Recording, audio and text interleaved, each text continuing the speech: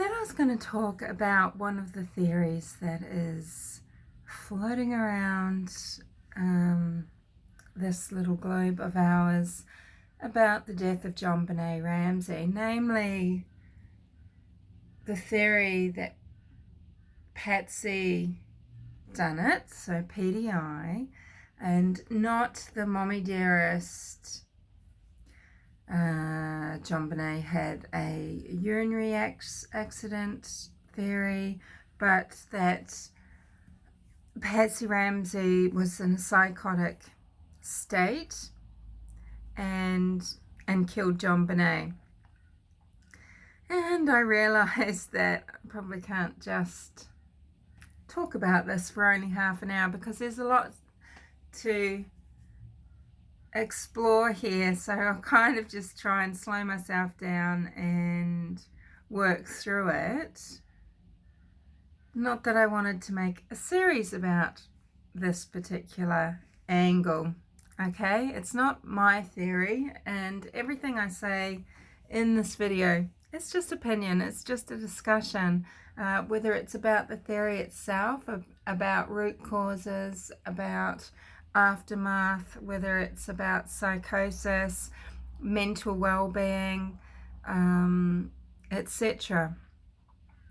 And really, I think we need to look at what do people think psychosis is, what do they understand about it, do they know what the causes are, what the mechanisms are, what it feels like to have it, what it looks like in people, what responses may help or not help someone in a psychotic state.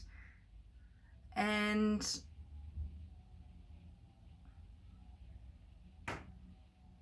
we'd need to look at the family unit and their roles.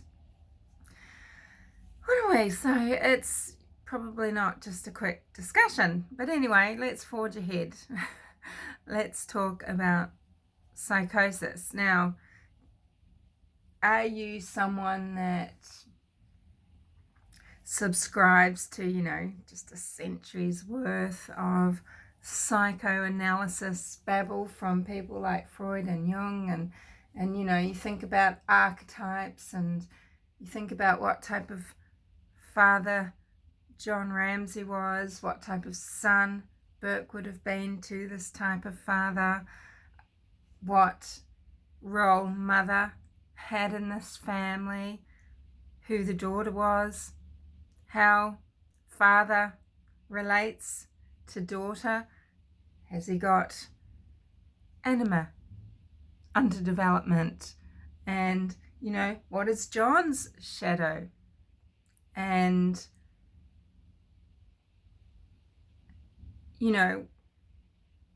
if it's barely expressed in his conscious life, how dark and dense is his shadow? And does this affect how he sees the family, his role, what he does, how he interacts? Does this have any bearing on Patsy Ramsey's state of mind? Does Patsy Ramsey having ovarian cancer have anything to do with possible psychosis? This is a stressful condition. It involves harsh medications. It involves a lot of change just within not only your body, a lot of grief and loss, but it involves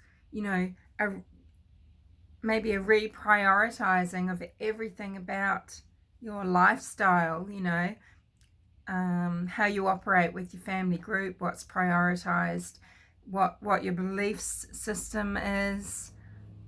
And do you go into menopause when you have ovarian cancer? I'm not sure. Perhaps treatment, if it involves removal of the womb and ovaries, I'm not sure.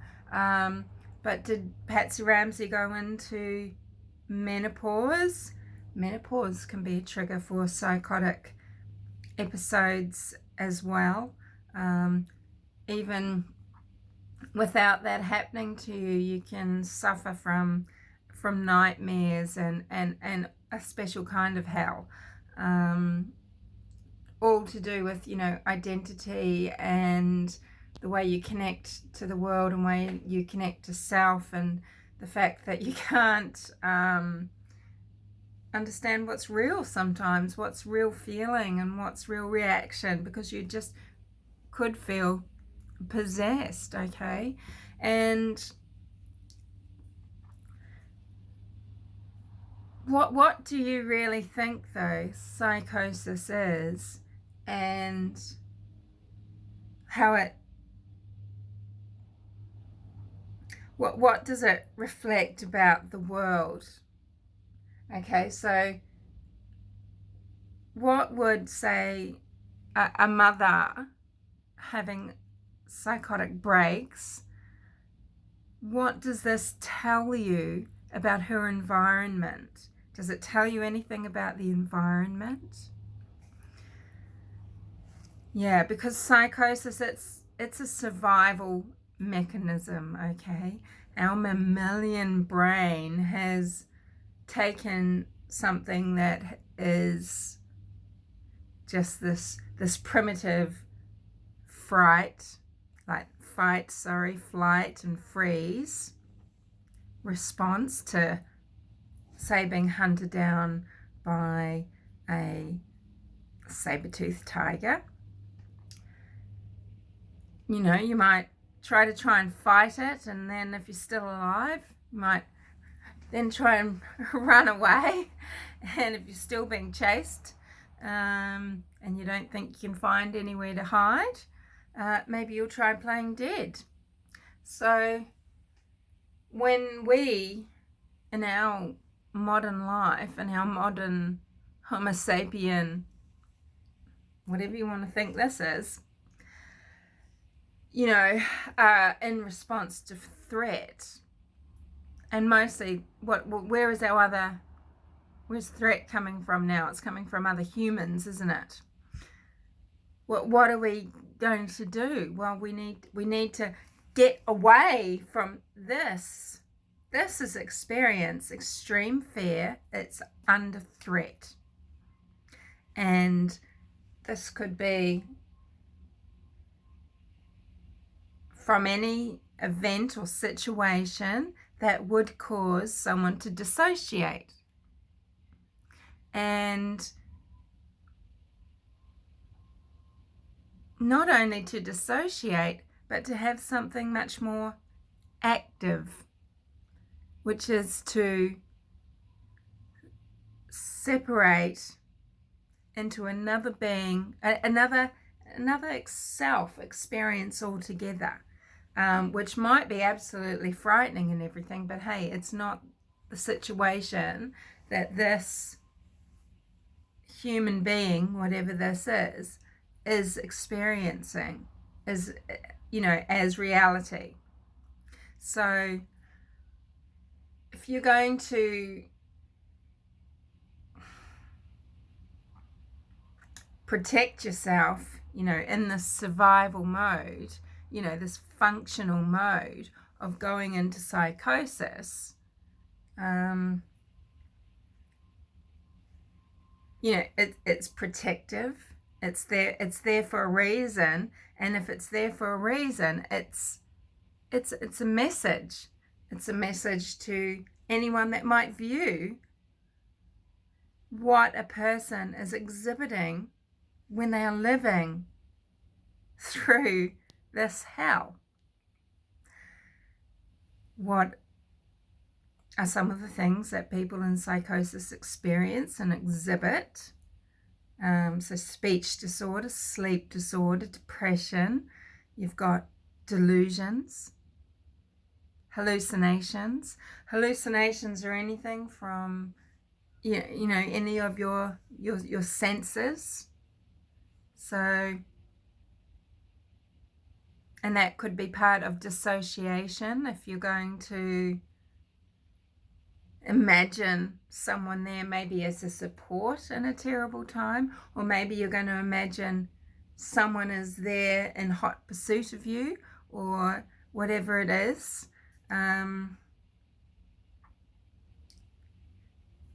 You know, when you are viewing that person, I guess, you can tell by their responses that whatever is in their environment, you know, it's dangerous. So it's a warning. It's a protective mechanism. It's a lot of things, and a lot of things can cause it. It is one of the most distressing, disturbing things that can occur in a human being's life, is to experience psychosis. There's a man in Australia, down in South Australia, with the Humane Clinic, and his name's Matt Ball, and the term he coins is dissociacotic. And when I heard him talk about this term in a webinar, a mental health discussion, it made me feel very understood. I think it's very difficult for some people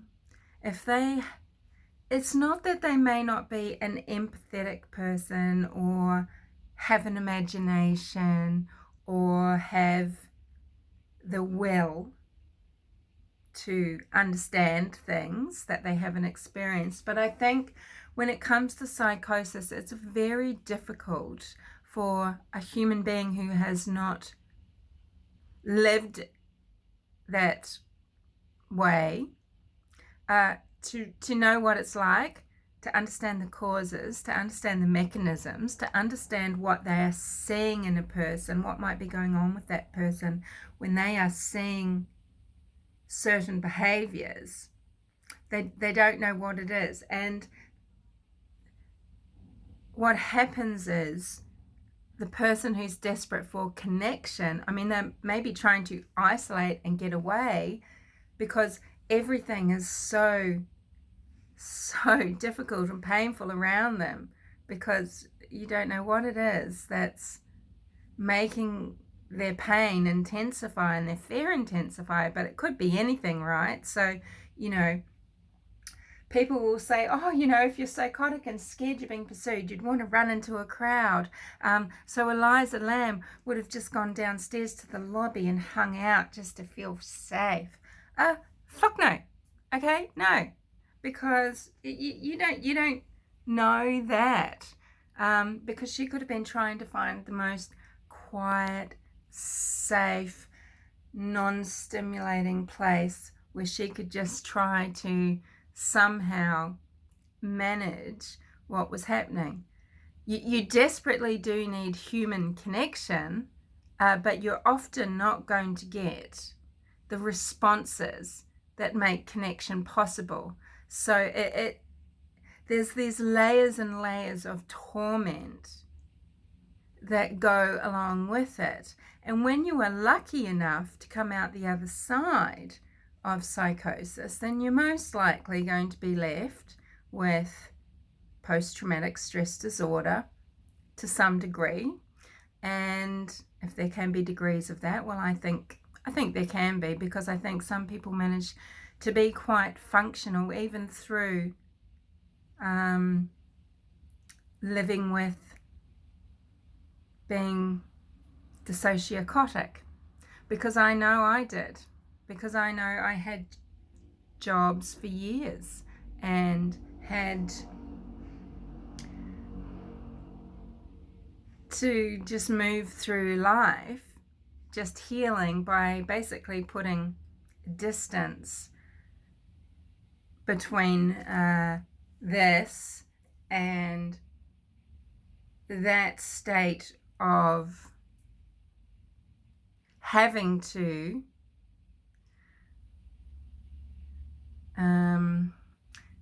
you know, from being, sorry,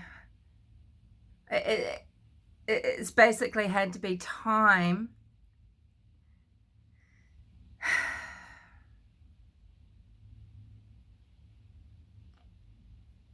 to allow things just to slowly be, so that safety is reached more and more, and you know, flashbacks, triggerings, etc., all the shit that comes with PTSD could subside. This, you know, years and years and years and years we're talking, okay?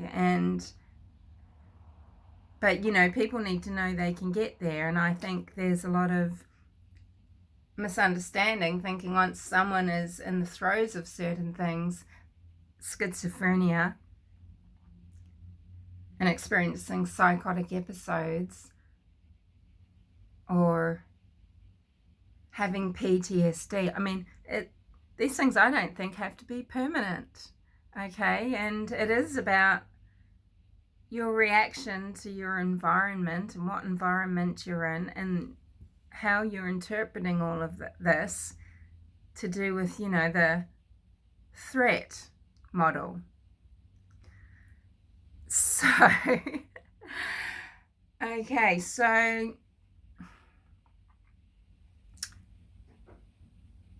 you know, let's say Patsy Ramsey, who first got ovarian cancer, excuse me, I'm still sick, I'm sweating, I'm feeling awful, but I get so bored and I can't just lie down and try to sleep. I try to do this, but I'm so tired. I'm so sorry. If Patsy Ramsey had psychosis, did it develop when she got sick with ovarian cancer, when her primary relationship, her marriage changed, when she felt so frightened for her mortality, when she got so deeply into this type of religiosity, you know, holding on to the afterlife, heaven, and just slowly developed kind of her own doctrine about life and who she was, her role, who she's communicating with, what, you know, did she develop the self outside of herself? And was this the life that she was living? And was this, you know, how she started developing the idea that, well, you know, JonBenet is an angel, JonBenet should be in heaven, I'm going there, she needs to be there already. There is, you know, people, it's like when people talk about, why would this person commit suicide? How could they leave this? You know, how can they think that's a better option? This is not rational. It's so cruel. But, you know, you're not in their head. You don't know what it feels like, what the logic is like to the person suffering. Okay, so you're trying to think with the logical mind, with kind of like that magical mind, rather than mythos, rather than with the feminine, like rather than telling the story of what this other self of that person is living. You know, so yeah, the logic is crazy, isn't it? That Patsy Ramsey would think, well, you know, the murder itself isn't going to put me down into Dante's pit. No, I mean, you know, the murder just creates an angel who will be waiting for me when I get to heaven, when I die. I'm terrified of death. Is this what she's thinking? You know, I'm terrified of death. I'm probably going to have another fight with cancer. Indeed, Patsy did die at 49 years old. So, 9 years after JonBenet's death. And the thinking, it is, you can't think about it with a rational, so-called rational human mind, with so-called common sense of, well, why would she think that, murdering someone is okay? Why does she think she's going to then go to heaven to, see JonBenet? She'd obviously go to hell, if it exists, sort of thing. But it's very real and sensical to the person that is living that self. And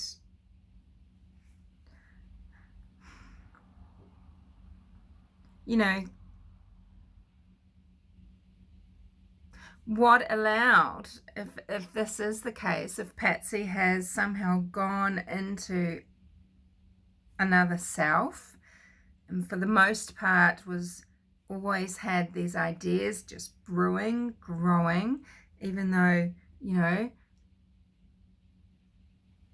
one seems to have talked about her being weird in this particular way. But I mean, let's think about it. She was rather enabled. Her situation, her resources allowed her to be a certain way without question, I guess. And also, did the relationship change with her husband allow this to grow unchecked and untreated? Because, Patsy Ramsey, as John's wife, had failed. His trophy wife's defective. She's got ovarian cancer. She's not feeling very sexual. John's already been having affairs. Is he just continuing on with this? Or is, JonBenet being created into a proxy? And is his apathy and his disconnect and his lack of really being present in the Ramsey home, a factor here. Just like, Patsy having money at her disposal to fulfill these fantasies and delusions, So, the delusion is that,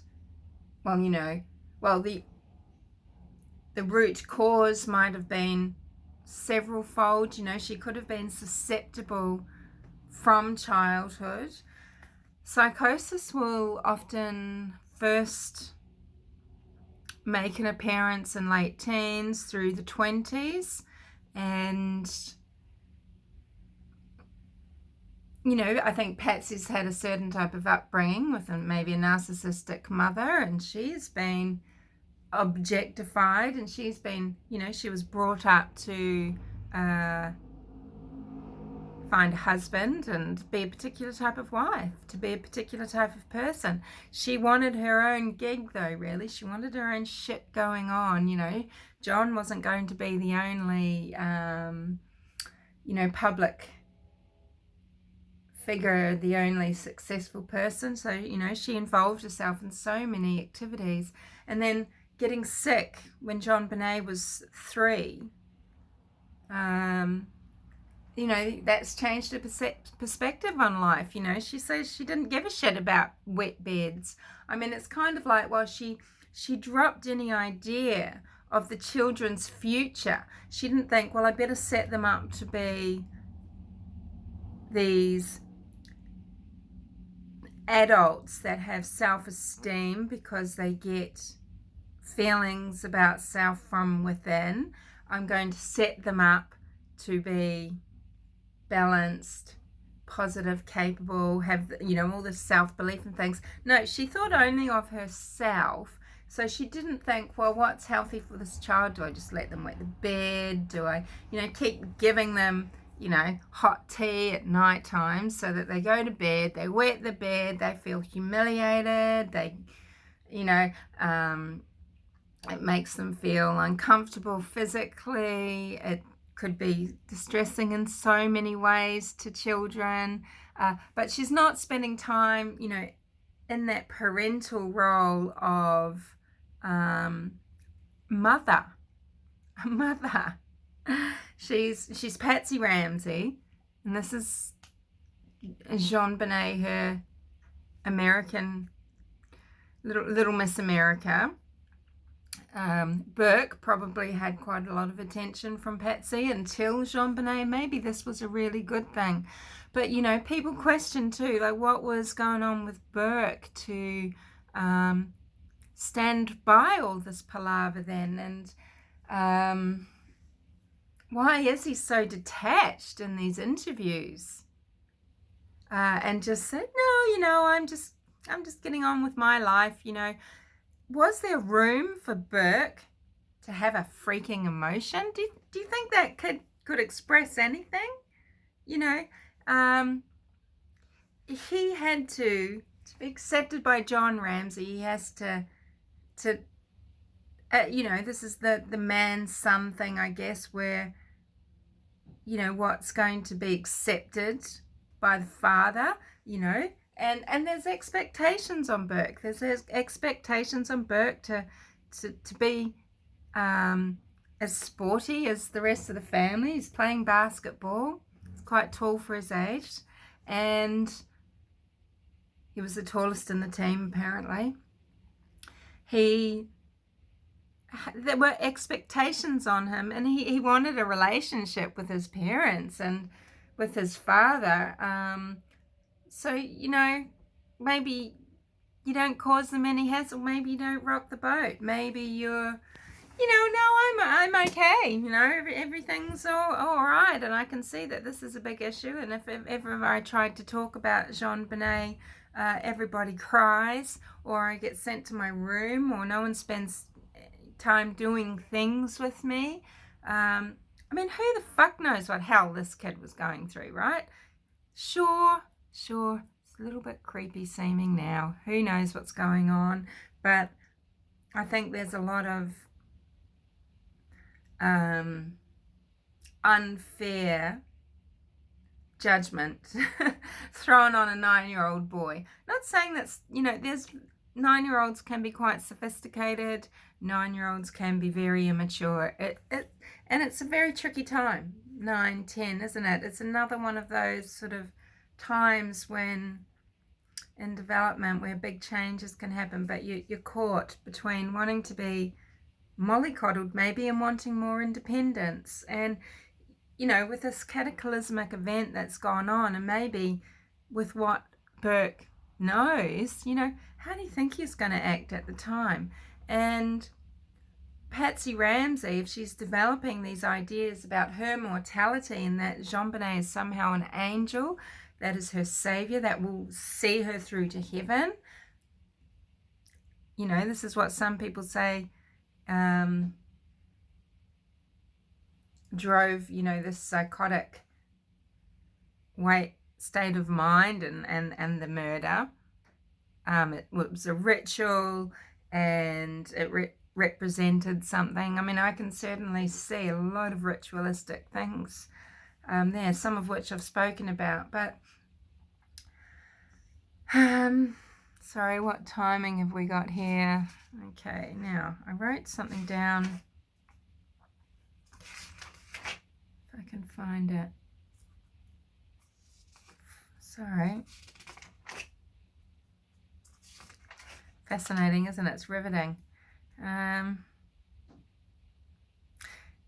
Yeah, so, okay, so she's had ovarian cancer. She did have treatment for it. Treatment, which there is some anecdotal, is that epidoodly evidence, or some, well, I think there is some research. It does affect people mentally, this removal from self. And why wouldn't it be a trigger or a catalyst? I mean, maybe just having cancer itself is so frightening that you do go into a state of dissociotic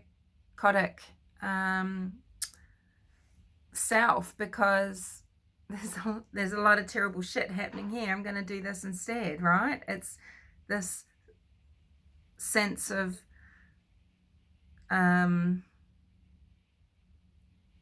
protection, you know. So harsh medical treatment, physical changes, emotionally challenging, you know, that fear of just dying that we all have. Yes, we do. But, you know, it becomes a very clear and present danger, doesn't it, when you've got such a terrible disease and so far advanced. So changes in her marriage, changes in lifestyle, desire, and priorities. So, you know, developing this obsession with the afterlife, obsession with having JonBenet in the afterlife with her. You know, bringing in all of this extra religiosity with the ritual and the various beliefs, the resources to indulge, to do what she needed to do. So, you know, money, time, and the leeway, because, you know, the inattentiveness from JR, and, you know, is this indulgent? Is this just because he's an indulgent, benevolent figure here that anyone here that he loves and is under his umbrella gets whatever they want? Everything he does is about them and protecting them and making them happy, is it? Or is it because what they do affects John Ramsey? You know, so was there an apathy there? And, you know, she's trying to make sense of the unknown and the unknowable, right? And so this is where the myth comes in, this myth in her psychosis that JonBenet is the angel that's going to, you know, killing her isn't a sin. It's the act that she's, you know, believes perfectly fine to do. So she's driven to do it. She must do it. She would be, it's beyond obsession, right? I think this is going to time out and go into a new video.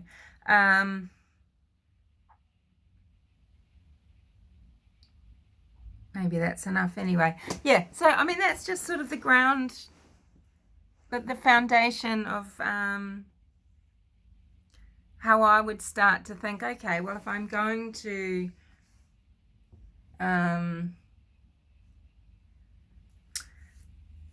what's the word? Sorry, anyway, if I'm going to consider a PDI, and the PDI being psychosis and Patsy, well, what do I need to use to form any type of theory? And you need to look at all the affect, all the cause and the effect, as well as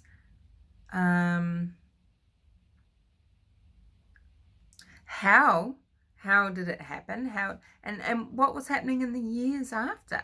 These 9 years lived on earth waiting to go to join her angel. I mean, you know, I guess she was there to then bring up Burke Ramsey again, and whether or not this made him uncomfortable or extremely happy, I'm not sure.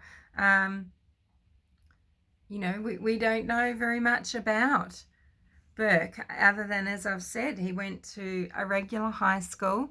In college, he didn't have his own apartment. He was in the dorms. He's been involved in society. I mean, as he's gone through life more recently, I guess he's become more I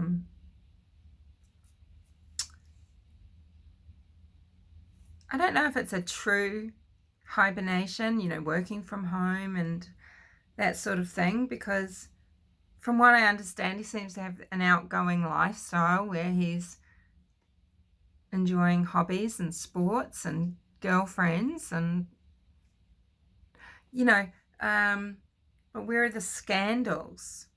And, you know, I think the impact on how Burke has been able to express himself in life can't be underestimated, you know, in the aftermath of JonBenet's death. Yeah, so it's, what are, because psychosis has stages: the prodromal stage, acute, and then recovery.